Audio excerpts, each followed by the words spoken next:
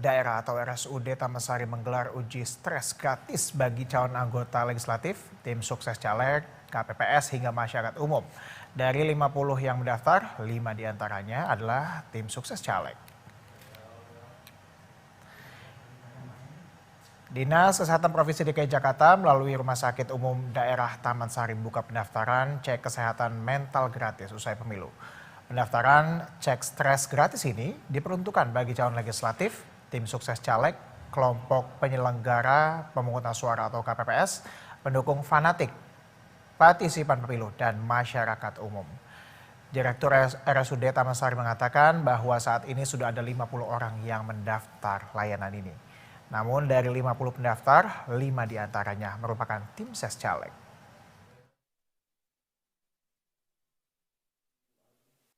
Kami mendapat amanah dari Dinas Provinsi DKI Jakarta, Dinas Kesehatan Provinsi DKI Jakarta untuk mengawal kesehatan baik itu fisik maupun mental kepada KPPS, partisan pemilu, caleg, dan peserta pemilu lainnya. Kuota yang kami sediakan ada 100 orang, namun yang sudah mendaftar ada 50 orang. Dan dari 50 orang tersebut, 5 diantaranya adalah tim ses. Ya, bisa untuk mengetahui lebih lanjut terkait dengan hal ini, kita sudah terhubung dengan Kepala Seksi Pelayanan Medis dan Keperawatan RSUD Taman Sari, ada Dr. Nabila Salama. Selamat sore, dokter. Seperti apa kemudian prosedur untuk pengecekan kesehatan mental yang digelar oleh Rumah Sakit Umum Daerah Taman Sari ini? Dan siapa saja kemudian yang bisa mendapatkan layanan ini? Ya, baik. Terima kasih banyak. Kegiatan akan dilakukan Selasa 20 Februari 2024 di lantai 6 RSUD Taman Sari jam 9 sampai jam 12. Ini bekerja sama dengan RS Soeharto Herjan, Kementerian Kesehatan RI, dan juga Puskesmas Kecamatan Taman Sari. Kegiatannya jam 9 sampai dengan jam 12. Ada 2 kegiatan utama. Yang pertama adalah penyuluhan kesehatan mental yang dilakukan oleh psikolog klinis Puskesmas Taman Sari dan juga psikiater RSUD Taman Sari terkait dengan mengenali gangguan mental ringan dan juga terkait dengan gangguan mental yang mungkin lebih berat, bagaimana peran daripada konseling dan juga terapi obat-obatan. Lalu juga yang paling penting dari RS Soeharto Herjan sudah menyediakan 2 alat HRV test, heart rate variability test, yang nanti setiap orang akan diperiksa sekitar 3 menit dan nanti keluar interpretasi hasil dari mesin. Dan nanti bisa dikonsultasikan kepada psikiater maupun psikolog klinis dari RS Soeharto Herjan. Nah, nanti pada yang memiliki gangguan tentunya kita akan konsultasikan lebih lanjut di layanan yang khusus, ya, baik itu melalui mekanisme BPJS gratis, bisa diawali dengan berkunjung ke puskesmas kecamatan di psikolog klinis maupun juga ke psikiater di RSUD maupun di RS lainnya, seperti itu. Dan juga tentunya kita juga mengharapkan masyarakat untuk bisa peduli terhadap kesehatan mental, baik itu yang secara ringan, ya, dengan melakukan konsultasi online ataupun konsultasi secara langsung kepada ahli, baik itu psikolog maupun psikiater. Ini diharapkan agar tidak terjadi gangguan yang lebih berat. Dokter, kita kan tahu bahwa momentumnya ini pas sekali dengan setelah pemilu. Apakah ini memang ini sengaja dibuatnya setelah pemilu karena kita berkaca dari banyaknya kasus di tahun-tahun sebelum, di pemilu-pemilu sebelumnya, atau memang ini kebetulan saja sebenarnya? Ya, kami sebenarnya memenuhi instruksi daripada Kepala Dinas Kesehatan untuk menyiapkan layanan kesehatan fisik dan mental pasca pemilu terhadap partisan pemilu, di mana fisik itu kami sudah lakukan kepada KPPS, dan tentunya untuk mental ini lebih banyak kepada caleg dan juga tim ses caleg. Nah, 25 puskesmas kecamatan di standby-kan yang memiliki psikolog klinis oleh Dinas Kesehatan, dan tentunya RSUD yang memiliki psikiater, salah satunya adalah RSUD kami, RSUD Taman Sari. Oleh karena itu, kami melakukan 2 inovasi. Yang pertama, membuat layanan online secara Zoom untuk konsultasi dengan psikiater kami kepada seluruh masyarakat umum. Dan yang kedua adalah melakukan kegiatan screening 100 orang secara gratis ini. Baik, disebutkannya juga sudah ada 50 orang yang mendaftar ya, Dok ya. Dan 5 diantaranya merupakan tim sukses caleg. Apakah sudah diketahui dari pendaftaran ini, kita sudah mengetahui biasanya permasalahan yang mereka rasakan ini rata-rata apa sih, Dok?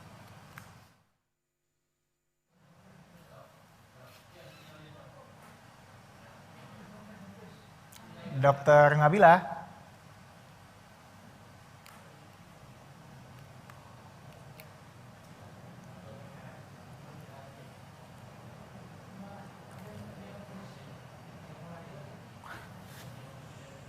Ya, lihat garis miring screening 9 orang. Halo?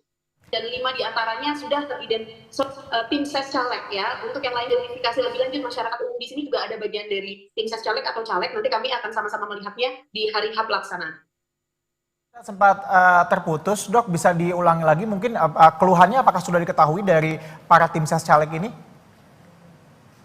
Baik, dari 58 yang sudah mendaftar, ada 6 memang kami identifikasi tim ses caleg, yang lainnya mayoritas adalah masyarakat umum. Nah, kami akan memilah lebih lanjut di hari H, apakah masyarakat umum ini juga ada yang merupakan caleg ataupun tim ses caleg.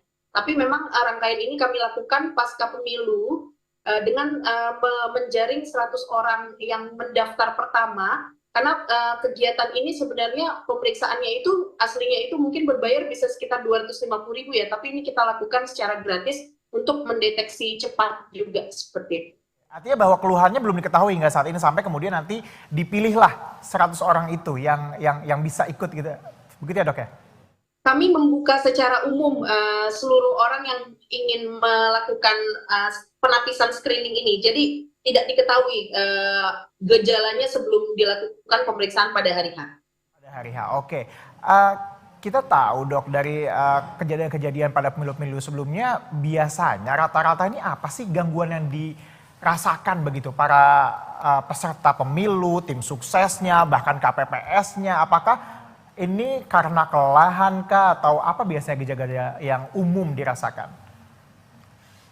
Ya, kalau KPPS itu lebih banyak ke arah fisik ya, artinya kecapean, begadang ya.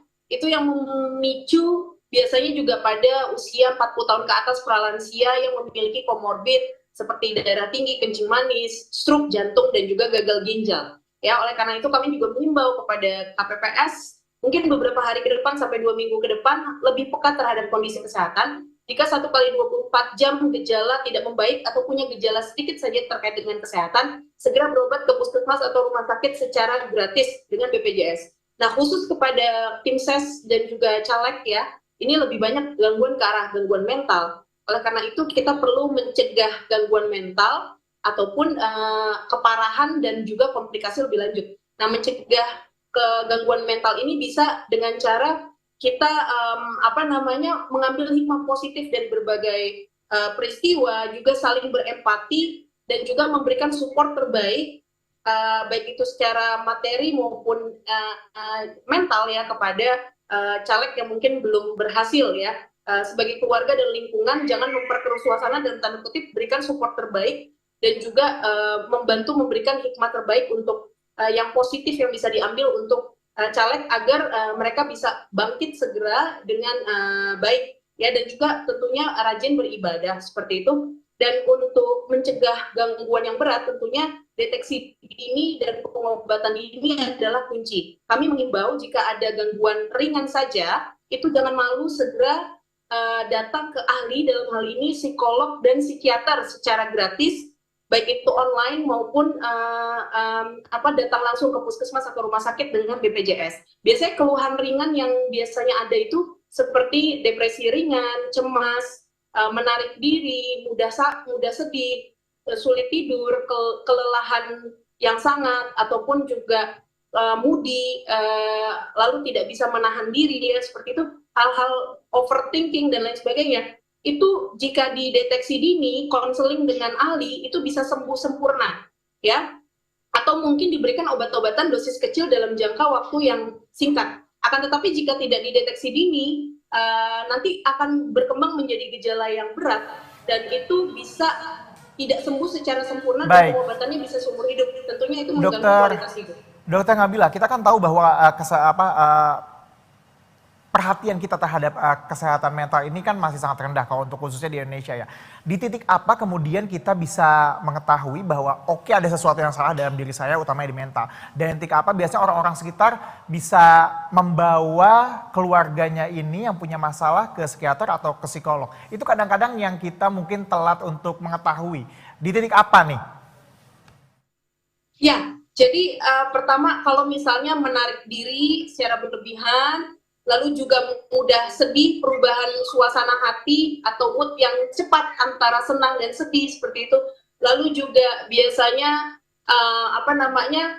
mudah capek, tidak bisa tidur, lalu juga overthinking ya, baper gitu ya berkata, terus juga berpikirnya negatif terus, ataupun tidak bisa mengontrol diri atau tindakan impulsif lainnya yang tidak memikirkan jangka panjang, itu artinya kita sebagai keluarga itu harus peduli dan juga membawa kepada ahlinya, dalam hal ini psikiater dan psikolog. Nah, yang terjadi adalah masyarakat Indonesia itu suka merasa terstigma. Kalau misalnya kita ke psikolog, ke psikiater, itu kesannya kita dalam tanda kutip gila gitu ya. Padahal itu salah, tidak boleh lagi ada istilah gangguan jiwa berat, itu menstigma itu tidak boleh seperti itu, karena itu adalah justru bentuk self love dan perhatian kita agar benar-benar bisa pulih secara sembuh gitu loh, walaupun tanpa obat-obatan seperti itu. Artinya bahwa kita harus aware sebagai keluarga dan diri kita sendiri juga harus aware sampai titik kemudian kita mungkin tidak bisa menghandle perasaan kita sendiri, begitu ya dok ya.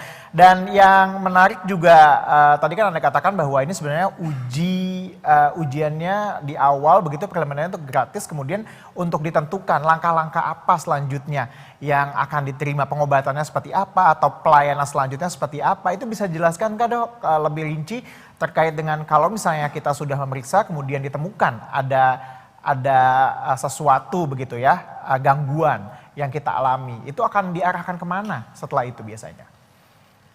Ya, kalau misalnya kita atau keluarga kita tadi memiliki gejala gangguan ringan tadi, yang paling mudah adalah kita ke puskesmas ya. Di seluruh Indonesia itu kan ada pustu ataupun ada puskesmas kecamatan yang perawat dan dokternya itu bisa memberikan tata laksana pertama, edukasi dan mengenali diagnosis gejala yang kemungkinan ada ya, dalam tanda kutip penyimpangan ringan yang ada. Nah, nanti dengan skema BPJS tentunya akan dirujuk ke fasilitas yang lebih tinggi atau rumah sakit.